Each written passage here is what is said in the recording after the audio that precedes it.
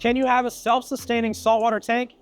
Probably not, but here's some ways you can make it easier on yourself. So we're all lazy, including myself, and we constantly get asked this question in the shop by people just coming in to check out things.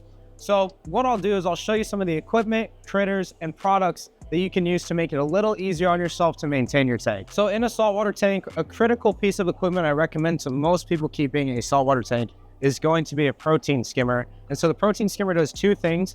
It oxygenates the water and it removes waste from the aquarium. And what separates a protein skimmer from like a canister filter is it has a collection cup and it takes the waste completely out of the tank and holds it in that cup, so you're not having a nitrate factory inside the canister. Next is another piece of equipment. You can just do filter floss, as that will take big particles out of the water like uneaten fish food, that sort of stuff. But you can also look into things like Red Sea's roller mats or other brands of roller mats. And what those do is they're like filter floss, but they roll it up, and usually they've got something to neutralize the odor as well.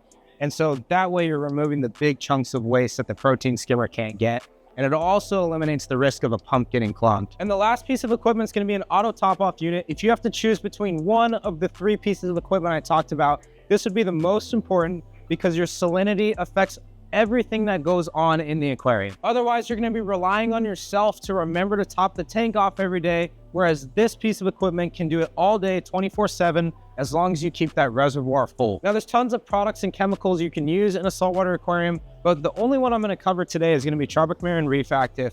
And I really love this product because it builds out the mature bacteria populations we need in our modern aquariums. One of the biggest things I see people struggle with is they often struggle with slimes and other things like that. And that's because it's really hard to get a proper bacterial blend in the aquarium because we're always starting with dry rock these days. And the last thing I'll talk about is trying some of these cleanup crew or invertebrates.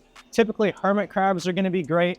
And then try a bunch of different varieties of snails. Some of my favorites are Tropic snails, Mexican turbos, Cerith snails, and Australia snails. These guys with different mouth shapes and different behaviors, they'll cover most of the aquarium's needs. And for your sand bed, you can try Australia snails. Those are my go-to for a reef tank. If you need a little bit bigger of a sand sifter, you can try a conch. And if you want something that's really interesting, you can put a sea cucumber in the tank. Now, even with all of the stuff I covered today, I still recommend doing weekly water changes. It really helps you to get excess waste out of the tank and replenish trace elements.